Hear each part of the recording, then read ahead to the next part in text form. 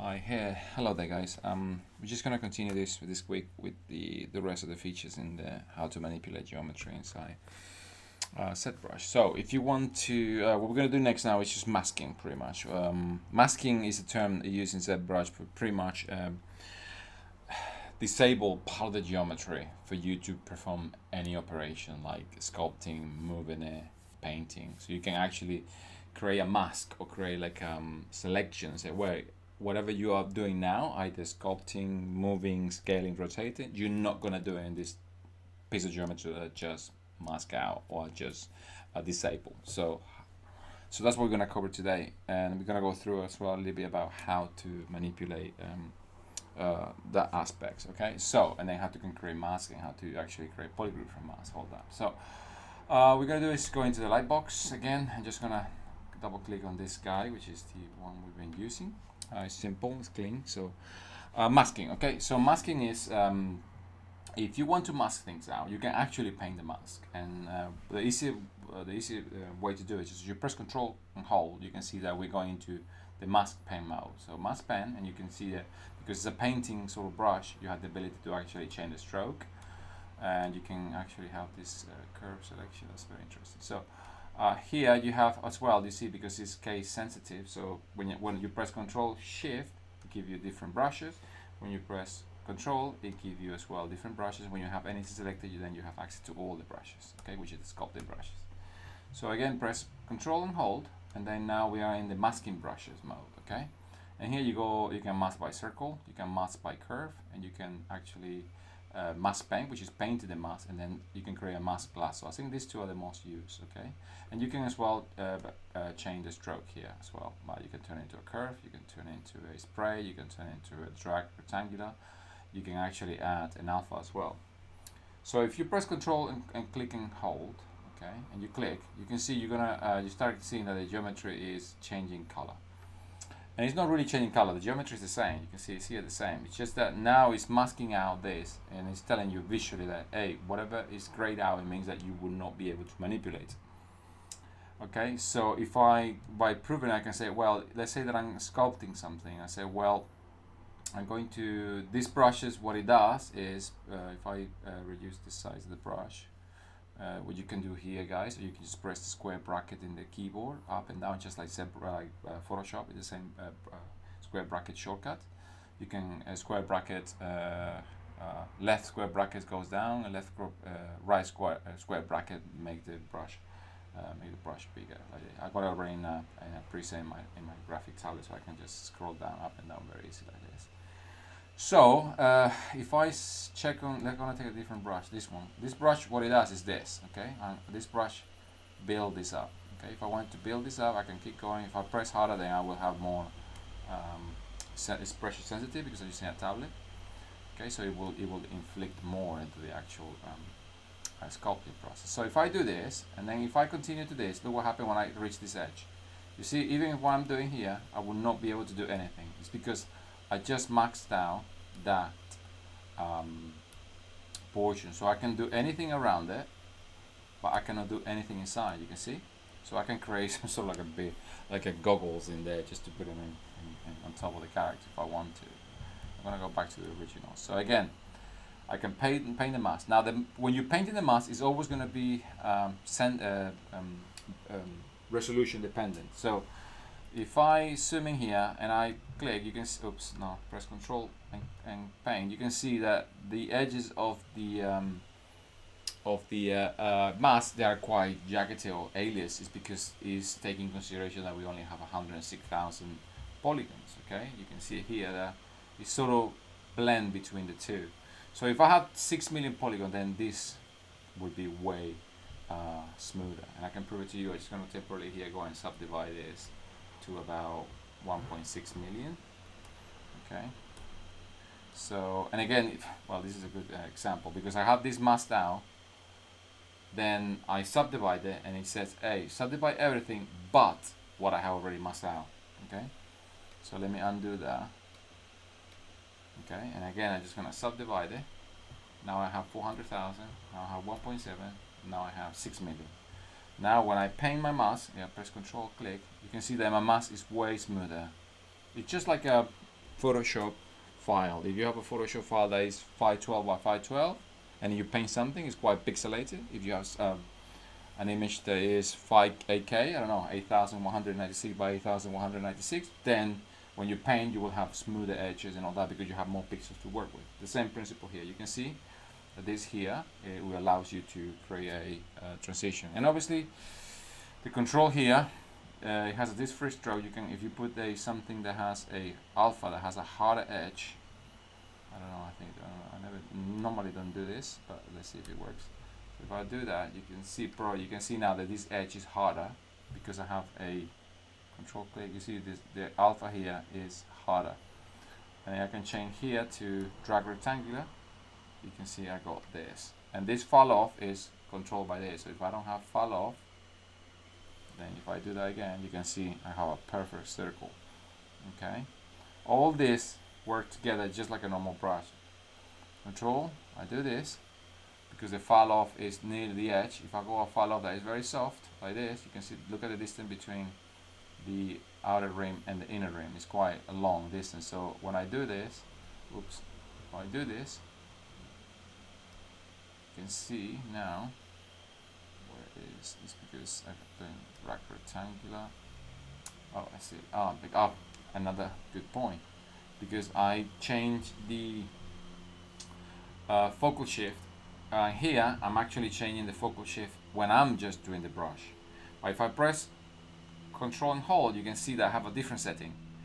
Okay, and that's because I had to press Control, hold it, and then go here and then change the focal shift. If I change the focal shift to this, then every time going back, then you see I have it. So now when I do this, you can see there is a soft edge fall off. So you can see that all this works independently. So depending on what you are, the same happens with you pressing shift for smoothing. You can see you have a different focal shift. You see how the focal shift, look at the distance between the two rings. It's different when the shift is for smoothing. Okay, so that's the way this works. So I'm gonna go back to the original here. Original undo. Remember guys, this part here is all the undos, like the control set in Photoshop. Okay. So again, I'm gonna press Control, hold, and I'm just gonna get rid of this, and I'm just gonna go back to the freehand as it comes. And I can just paint. The moment I only go 106,000, that's what you get, is jagged edge there. Okay. So if I press Control, okay, and I do this, okay, I paint. If I press Control and I press Alt, and then I press, let's do that again. Alt, click, let go Alt, let go of Control and press Alt and hold, then you bring that out. You're pretty much deleting. You can delete things like this. Okay. Okay. So again, Control and hold, I can paint.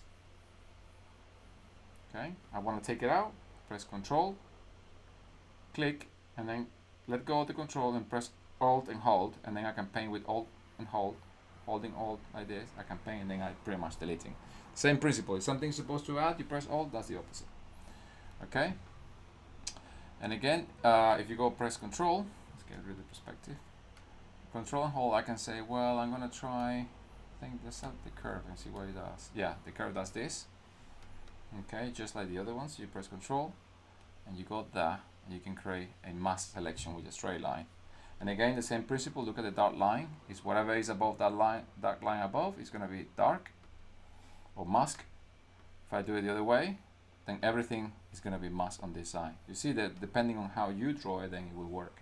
The same principle, if I go here and press Control, and if I let go of Control without letting go of the pen on top, I press Alt once, I get a curve, twice, then I get a sharp line, once again, and then I get a nice smooth, and then I get this nice selection. Okay, the same thing. So it's all these tools are interchangeable. You can see that if you understand one or two, then you can pretty much translate into all of them. Okay, because you have to always know that this control, click, and all that works. So again, if I press, I'm gonna go back to press Control, and I'm just gonna give it the way it was, freehand, and press Control here, and I'm just gonna use the lasso. Okay, the lasso is Control. And it's pretty much the same. The control is the brush, but it has this selected. So you can do it with the other one with the selection as well. So again, do this, Control, okay. If you want to delete, press Control, drag, and then let go of Control without letting go of the pen and tablet. Press Alt and hold, and you can see it goes white. It means that you're gonna clear out. So you're deleting it. And if you want to say, actually, I'm gonna paint out something here, I can reuse my brush. Okay, let's reuse my brush. I'm gonna press Control and hold. Gonna go back to the painting one here, and then here I'm just gonna, I can paint, but it's not gonna make any difference because it's already painted. So I click praying. I click Control and hold and click, and then let go Alt, and then press Alt, and I can paint. Same here, Alt, let go Alt, Control, I paint out, and I can just do selections like this. Okay. Okay, I'm gonna go back to the original. Okay. And again, if I press Control and let's say lasso, and I do this, I mask out.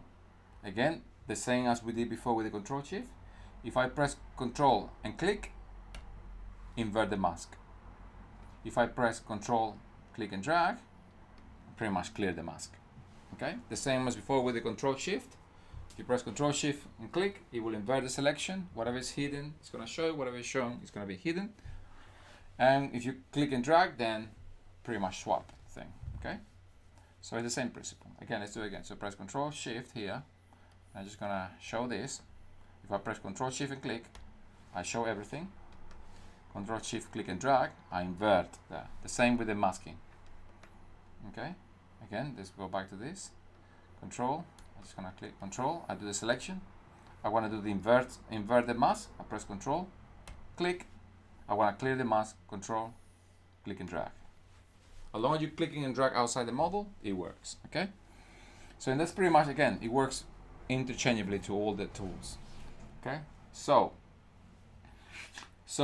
with the masking, what you do is you have the ability to pretty much temporarily disable parts of the geometry or pieces of geometry in one go if you want. Okay, now at the moment we have a single polygroup. So before we move on in how to create polygroups from masking, then we can do that. But before that, we're going to show you a little bit of something as well here. So if I press, I'm gonna get rid of this. So if I press Control, click and drag, and I create this mask. Okay. If I want to sharpen this mask, I press here in the mask. I press Control, click, and then tap. It blurs it. Okay. I think it's blurred, not sharpen. Blurs it. Then if you press Control, click, and I think it's here, or the opposite here. You can keep blurring it, but you press Control and Alt, I think Control. No, here the blur. Oh, 1 second. Okay, Control. Okay, this is blurring. Control. Let me go back here. So I think we have too many steps, but okay. So Control. If you wanna blur this, you can press Control. Click here. Okay, Control click, you blur it. Control, you keep Control Alt, Control.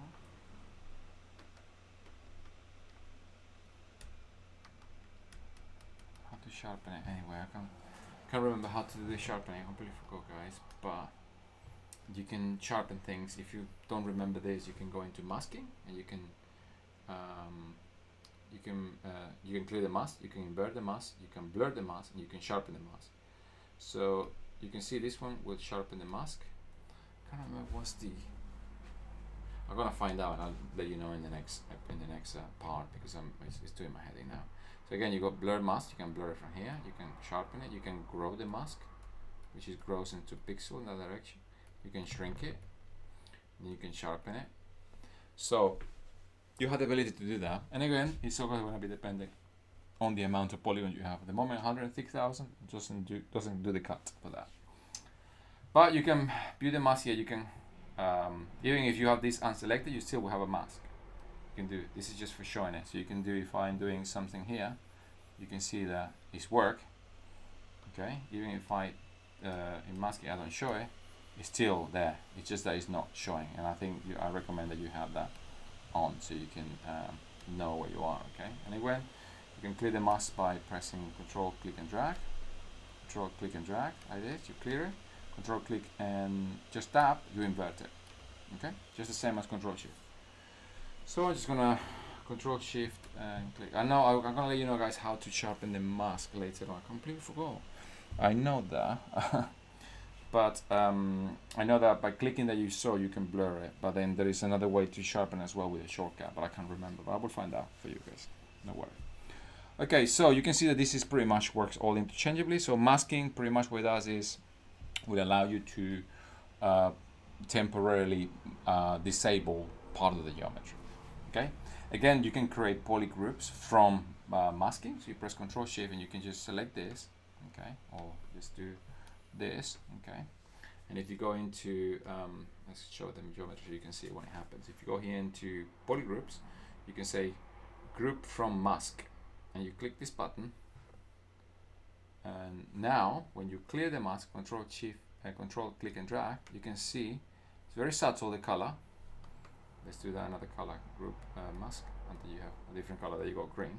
You keep clicking will give you a different random color. So you press control click and tap here, you will invert, control click and drag, it will clear the mask. You can see that we created an actual polygroup from the mask, and it actually creates one for the border as well, which is pretty neat.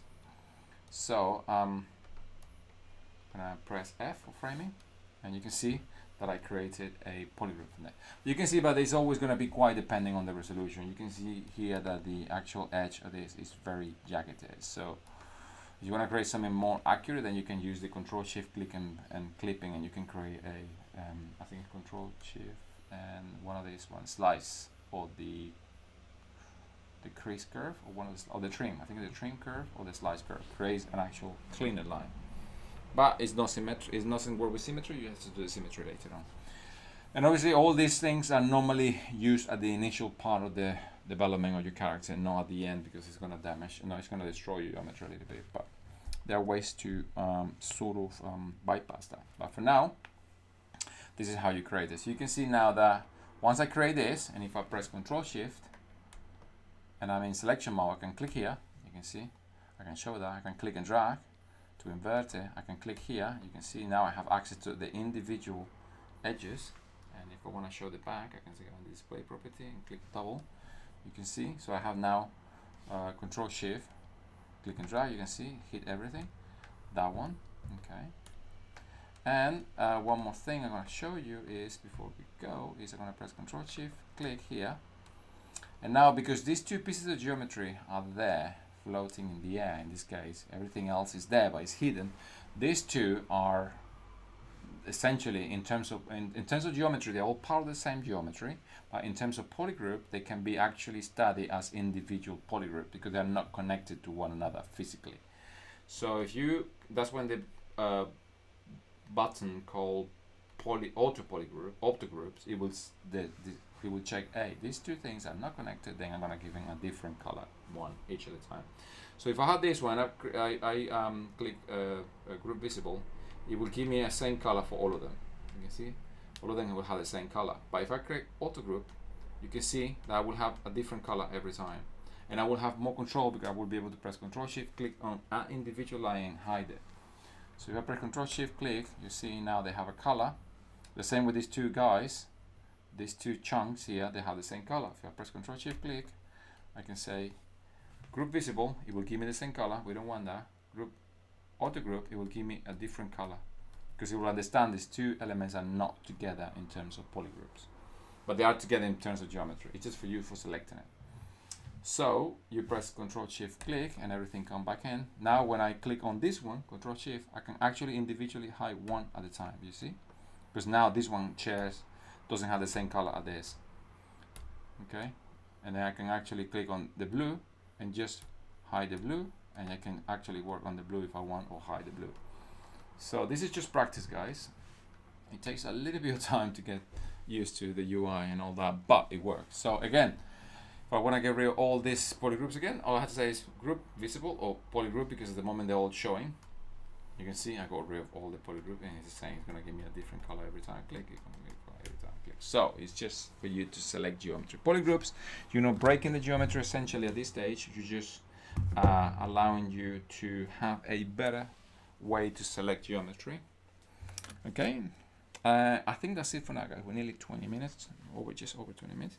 So I think this is it for now. We got the Control Shift functionality, or the clipping brushes and selection brushes, and the masking, which is pretty much the bread and butter what you're going to be doing constantly when you using set brush. At the moment, this week or anything, I think probably next week, we're gonna just only start putting together the character or the asset, and then I'm gonna show you the next time. I'm gonna show you a little bit about how to move, scale, rotate geometry inside the viewport, so you can actually rotate the character or just change the position or pose it, and you will be able to do it using these three brushes, so the three action section here. Pretty much all this, the Gizmo 3D with together with the rotate, scale, and move. That's gonna be next, and we still gonna be able to use the stuff that we already learned, which is the Control Shift and the masking, because we can actually, I don't know, take the character, and if you want to rotate the character, the neck to the left hand side, we can just mask out the neck, and then we can just invert the mask, and then when you rotate, then we'll only rotate what is not masked. Okay, we can do that. Okay, so that's it for now, guys. Thank you very much, and I think I'm gonna stop this now, and then I'm gonna come back with the section, which is the one I just mentioned, which is the transformation tools. Okay, that's it for now, guys. Thank you very much. Bye bye.